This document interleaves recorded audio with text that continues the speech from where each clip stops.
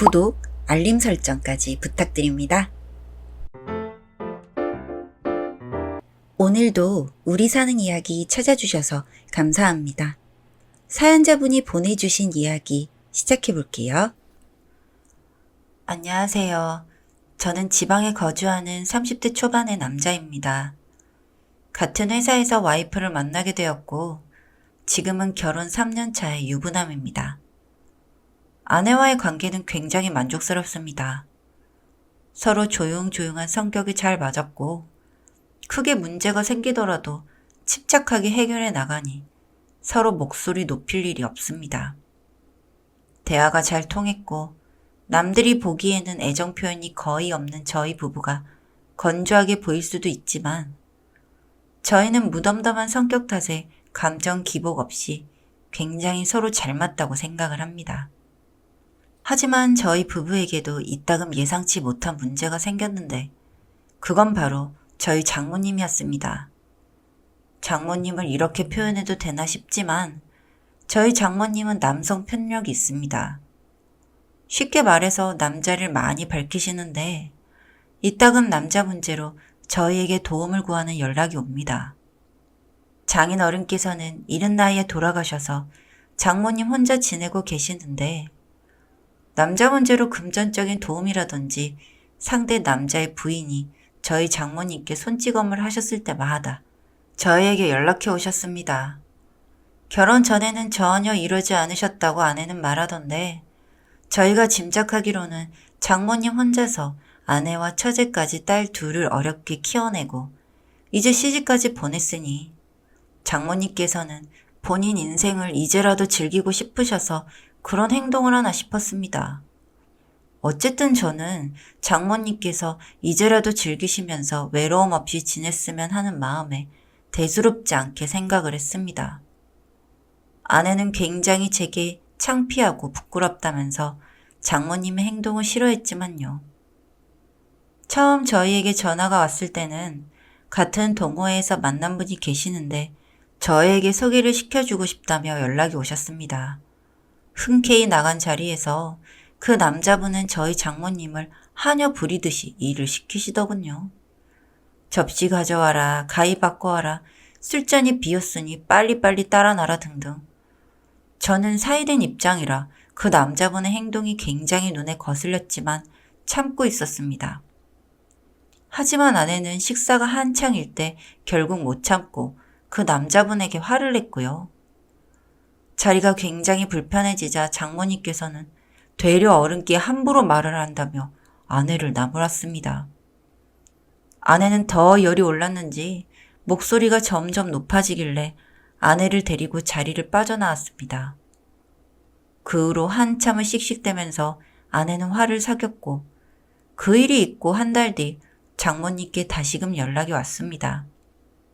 아내에게 듣기로는 결국 그분과 헤어지셨다면서 울며 연락이 왔다는데 명절에 그 남자분 집에 가서 장모님께서 일까지 해주고 오셨답니다. 음식도 하고 남의 제사상을 차려주고 문득 서럽다는 생각이 들어 헤어지셨다고 하는데 너무 힘들어하시는 모습에 저희 부부는 바로 처가로 달려가 장모님을 위로해드리고 왔습니다. 그 뒤로 몇 개월이 지나 다시 새로운 남자가 생겼다는 이야기를 아내를 통해 들었습니다. 이번에는 꽤나 큰 가게를 하시는 분이라고 들었는데 그 소식이 맞는지 장모님께서 그분과 만나신 후로는 해외여행이며 전국 팔도를 놀러 다니셨습니다. 어떨 때는 베트남이다. 어떨 때는 일본이다. 저희는 한 번도 해드리지 못한 해외여행을 그분 덕분에 장모님께서 여기저기 다니시니 마음이 좋더라고요. 다녀오셔서는 저희에게 사진을 보내주시며 자랑하시는 장모님의 얼굴이 너무나 행복해 보였습니다. 하지만 3개월을 채 못 가더군요. 그 남자분께서 운영하시는 가게가 매출이 크게 줄어 유지가 힘들다고 장모님으로부터 월세다, 직원 월급이다 등등 명목으로 3천만 원을 빌려갔다고 했습니다.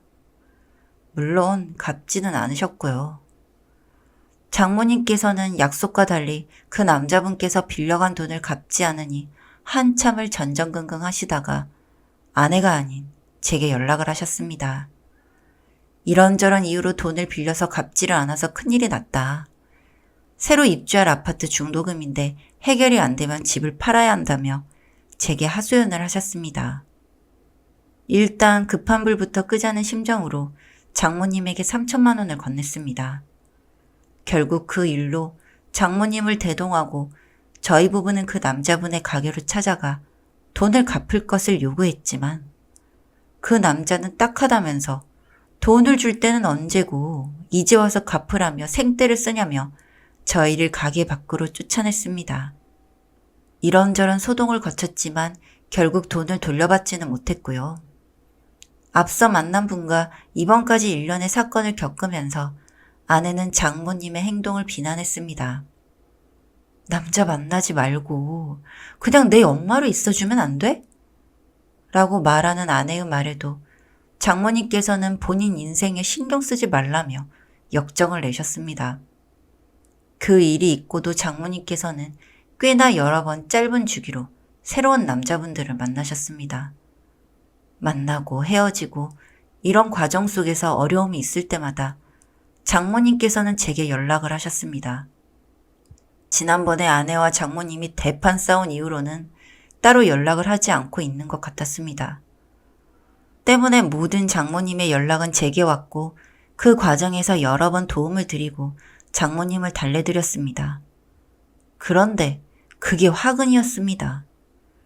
지금 생각해보면 아내와 상의하고 애초에 장모님과 만나는 자리를 만들지 말았어야 했는데 그날은 장모님께서 친구분들을 통해 남자를 소개받았는데 마음에 들지 않아 왜 좋은 남자를 만나는 건 힘든지 제게 하소연을 하신 날이었습니다.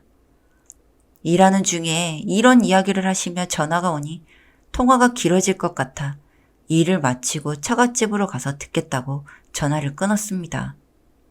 일을 마치고 곧장 처갓집으로 향했고 집에 들어서자 이미 장모님께서는 얼굴이 붉게 달아올라 이미 조금 취하신 모습처럼 보이셨습니다. 저도 식탁에 마주 앉아 하소연하시는 장모님의 이야기를 들어주다가 갑자기 장모님께서 제 옆자리로 오셨습니다. 우리 사이 같은 남자는 어디에도 없을 거라며 제 팔뚝에 손을 얹으시는데 평소에 장모님과 팔짱을 끼고 걸을 때와는 다르게 온몸에서 소름이 돋았습니다. 이내 장모님께서는 사위라고 부르니까 너무 거리가 멀어 보인다며 제 이름을 부르시겠다고 합니다.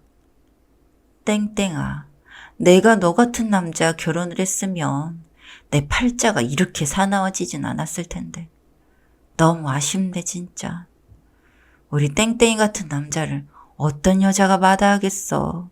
그렇지? 점점 제게 몸을 기울이시면서 말씀을 하시는데 저는 이 상황에서 어떻게 행동을 해야 할지 머리가 돌아가지 않았습니다. 일단 자리를 벗어나고 싶지만 또 너무 무례하게 보이는 건 아닌가 싶은 생각에 이러지도 저러지도 못하고 있을 때 장모님께서 제게 입을 맞추셨습니다.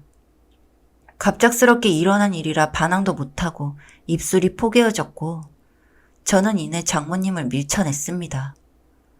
이만 가보겠다며 일어서는 저를 장모님은 뒤에서 껴안으시더군요. 우리 땡땡이 모르게 하면 돼.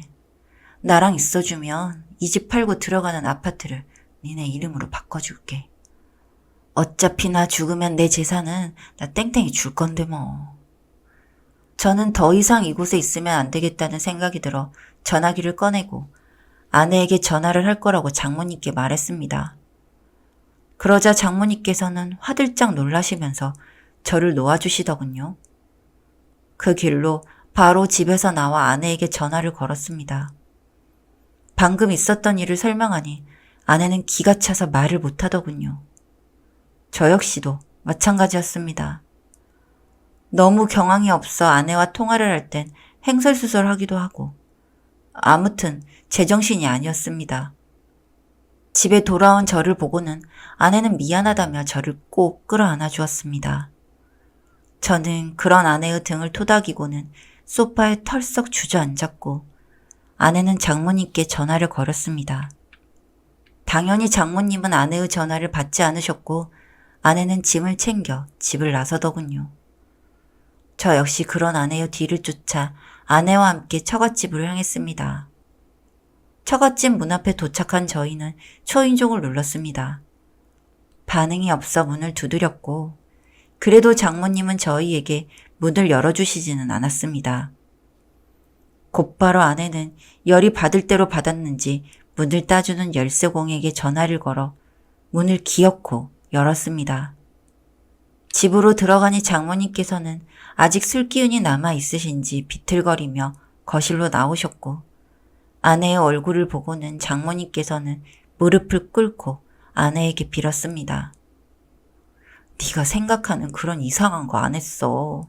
그냥 요즘에 우리 사위에게 몇 번 도움받은 일이 있어서 고마워서 불렀는데 오해한 것 같아. 진짜 아무 일도 없었어.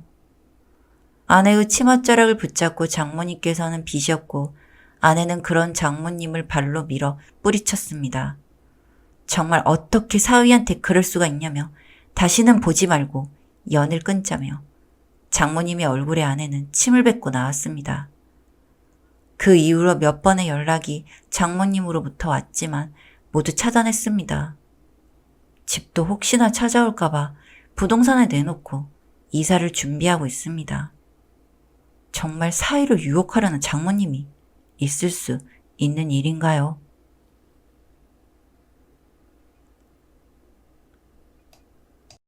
사연은 여기까지였고요. 우리 사는 이야기 시청해주셔서 감사합니다.